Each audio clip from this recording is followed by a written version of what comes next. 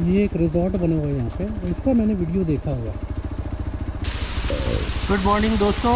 आज की राइड है हमारी अनिनी शहर से लेकर के दिबांग वैली के लास्ट पॉइंट तक, जहाँ तक किसी भी इंडियन पब्लिक को अलाउ है जाना।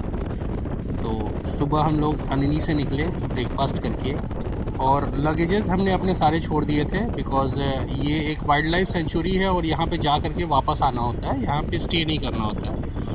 यहाँ अनिनी से जो है दिबांग वैली का जो बॉर्डर है, जहाँ पे इंडिया और चाइना का बॉर्डर लगता है, यहाँ तक की डिस्टेंस है अराउंड 60 किलोमीटर्स। लेकिन किसी भी इंडियन पब्लिक को 30 किलोमीटर्स तक ही जाना अलाउ है। उसके बाद में बैरिकेड है और मिलिट्री जोन है, जहाँ पे फिर किसी भी इंडियंस या किसी भी आम जनता को अलाउ नहीं है। तो ये वो वैली के रास्ते हैं जहाँ से हम लोग गुजर रहे हैं।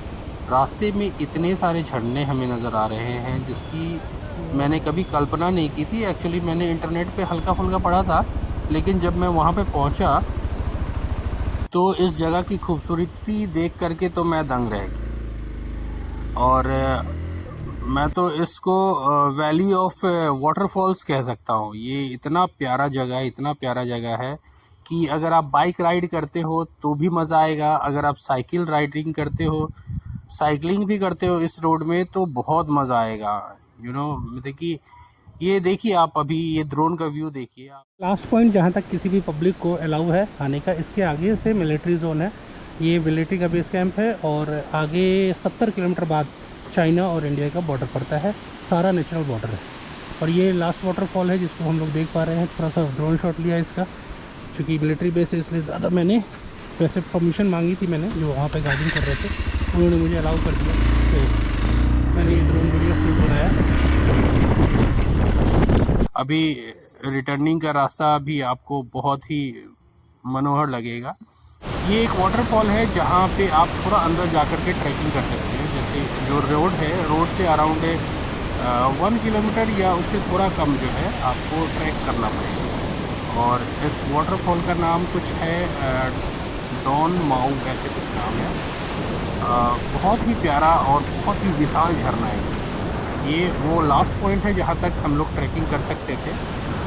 इसके आगे में पानी इतना तेज़ था कि हम लोग, और ये बहुत अच्छी व्यवस्था की हुई है। फॉर एग्ज़ाम्पल जैसे ये आप देख रहे हैं, वुड का पूरा ये एक चबूतरा बनाया हुआ है जहाँ पे आप खड़े होकर के बहुत अच्छे से सेल्फी वेल्फी ले सकते हैं। इसके अलावा आप यहाँ पे रुक भी सकते हैं। फॉर एग्ज़ाम्पल 1 घंटे की 2 घंटे की अगर स्टे करनी हो तो यहाँ पे आप अपना बिछा करके बहुत अच्छे से इसमें पिकनिक स्पॉट की तरह यूज़ कर सकते हैं। और ये वापसी का रूट है ट्रैकिंग वाला। मेन रोड पे हमने अपनी बाइक्स लगा दी थी और वहाँ से अंदर को ट्रैक किया। ट्रैक करने वक्त स्टार्टिंग में तो थोड़ा डर लग रहा था क्योंकि ये जंगल बिल्कुल घना है। चारों तरफ आपके जो आवाज़ें सुनेंगे ना, तो बिल्कुल नेचुरल आवाज़ें हैं हर चीज़ की, तितलियों की, पक्षियों की और झरने की आवाज़ हर वक्त यहाँ पे आती रहती है। और इस ट्रैकिंग का तो जो खूबसूरत मज़ा है ना, ये बिल्कुल सही तरीके से ये बनाया हुआ है एक्चुअली ये ट्रैकिंग। तो ये रास्ते भर में जो सुंदर नज़ारे मिलेंगे आपको, बहुत प्यारा लगेगा। ये एक सेफ़ जगह है ट्रैक करने के लिए।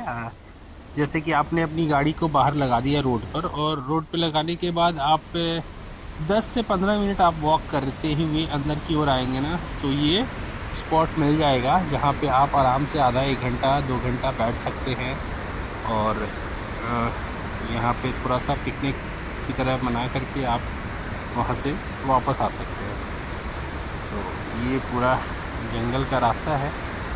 और कुछ जगहों पे जहाँ पे नाले आ रहे थे, उस जगह पे ये लकड़ी का जो है छोटा सा पुल टाइप का बना दिया गया है। और कुछ पेड़ वेड़ बड़े बड़े साइज़ के जो टूटे हुए गिरे हुए हैं, उसके ऊपर से भी चलने का रास्ता बना दिया गया है। तो बड़ी अच्छी फीलिंग आ रही थी नेचर के बीच में ट्रैक करने का। हम लोगों को जो आनंद आया यहाँ पे, मतलब थोड़ा सा स्कैरी लग रहा था स्टार्टिंग में, लेकिन आगे चल कर के हम लोग को बहुत अच्छा लगने लगा। और इतना लश ग्रीन है यहाँ पे अरुणाचल में।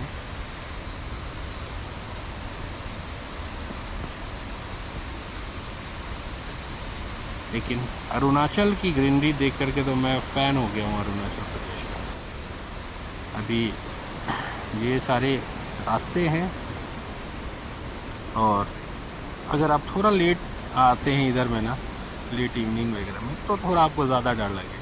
अभी ये देखिए, इस तरीके के पेड़ों के ऊपर में जो लताएँ ये सब लिपटी हुई हैं, ये सब कहाँ देखने को अब मिलता है हम लोग को। और इन सब नेचुरल ब्यूटीज़ के बीच में गुजरे हम लोग। हाँ, थोड़ा कीड़ा मकोड़ा होता है इधर में, बिकॉज़ कुछ जगहों पे जो हम लोग रुके थे ना, तो बहुत सारे कीड़े थे वहाँ पे। तो रूम वगैरह अगर जालीदार ना हो तो रात के वक्त में सोना भी बड़ा मुश्किल है इधर। और कीड़े भी ऐसे ऐसे जो कि आपने जल्दी देखा नहीं होगा कभी। ये जंगल का ट्रैकिंग है, बस अब थोड़ी देर में हम लोग इससे बाहर निकलेंगे।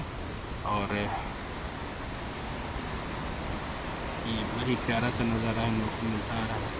कुछ और भी लोग थे जो कि यहाँ के लोकल लोग थे, जो कि स्कूटी से अंदर विज़िट कर रहे थे, शायद वो अनिनी के होंगे।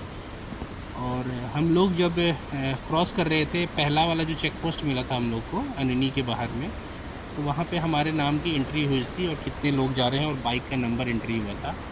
लेकिन उसी वक्त में ये लोकल लोग थे, अरुणाचल के लोग थे, अनिनी के लोग थे, जो कि क्रॉस कर रहे थे। तो उनसे कुछ भी नहीं पूछा गया, उनसे बस इतना पूछा गया आप लोकल हो, तो उन्होंने बोला कि हाँ। तो ठीक है आप लोग जाओ, आप लोग को एंट्री करने की ज़रूरत नहीं। तो वो लोग विदाउट एंट्री वहाँ चले गए, बिकॉज उन लोग से किसी तरीके की वैसा नहीं। अभी ये देखिए क्या नज़ारा आ रहा है, ऐसे ऐसे जगहों के बीच से हम लोग गुजरे हैं। देखिए, अगर कोई अच्छी सी शूटिंग किसी को करनी हो ना, तो ये लोकेशन तो नंबर 1 जगह होगी ऐसे ऐसे शूटिंग करने के लिए। ये देखिए, थोड़ा सा ट्रैकिंग किया हम लोगों ने और बाहर वापस आ गए। ये मेन रोड है, ये एक पुल है जो वो झरने का नदी जो बह के आ रहा है ना, तो इस पुल के नीचे से वो गुजर रहा है। और ये वो वाटरफॉल है माऊ आंडो फॉल्स। बहुत बड़ा फॉल है ये, बहुत बड़ा। तो देखिए, आपको मज़ा आ जाएगा यहाँ ट्रैक करके। आप यहाँ के लोकल हैं? हाँ जी। ये ट्रैकिंग जो आपने पहली दफ़ा वहाँ किया था, वो ऊपर पहाड़ तक, वहाँ तक कैसे, कितने देर में पहुँचे थे आप? पहले तो बहुत रास्ता तो बहुत ख़राब है सर। तो गाइड जो था, तो गाइड के पीछे पीछे गए थे, तो बहुत ऊँचे चढ़ाई, तो बहुत चढ़ा है। तो कितने चार्जेस लेते हैं वो? चार्जेस तो नहीं लेते, फ्री है? हाँ बस जा सकते हैं, बट गाइड होना पड़ेगा। थोड़ा सा रिस्की एरिया है, स्लिपरी है बहुत। चलो, बढ़िया लगा आज का एक्सपीरियंस मेरे लिए, वाटरफॉल का trekking. Thank you. Thank you. चलते हैं अब वापस अपनी बाइक पे। एक छोटा सा हट भी बना हुआ है वहाँ पे। ये वाटरफॉल के एकदम नीचे से आ रहे हैं हम लोग, काफ़ी नज़दीक से। ये रही अपनी बाइक्स। तो ये वो रिजॉर्ट है जो रास्ते में हम लोग को दिखा था रिटर्न। क्या प्यारी जगह पर रिजॉर्ट बनाई है ना। सब में ताला लगा हुआ है।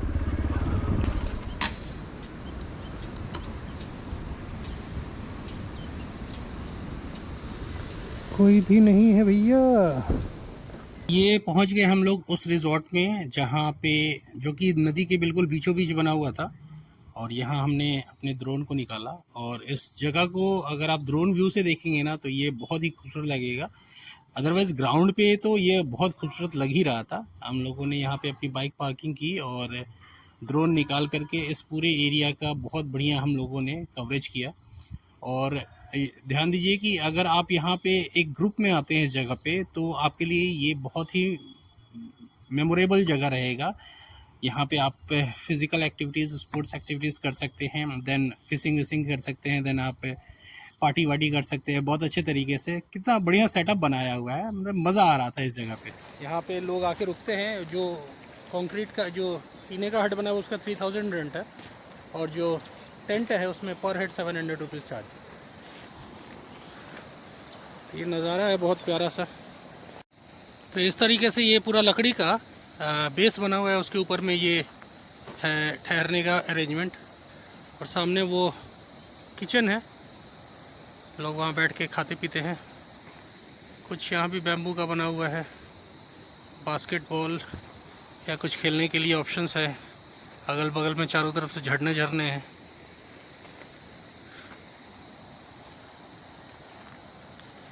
ये खूबसूरत सा नज़ारा अरुणाचल प्रदेश का।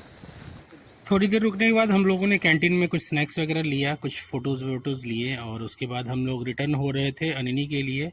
इवनिंग हो चली थी तो अनिनी जाने का रास्ता और भी खूबसूरत लग रहा था। बाकी अनिनी में नाइट स्टे करके हम लोग नेक्स्ट डे वापस रिटर्न हो रहे हैं अपने डेस्टिनेशन के लिए। तो मिलते हैं अगले व्लॉग में। Bye bye.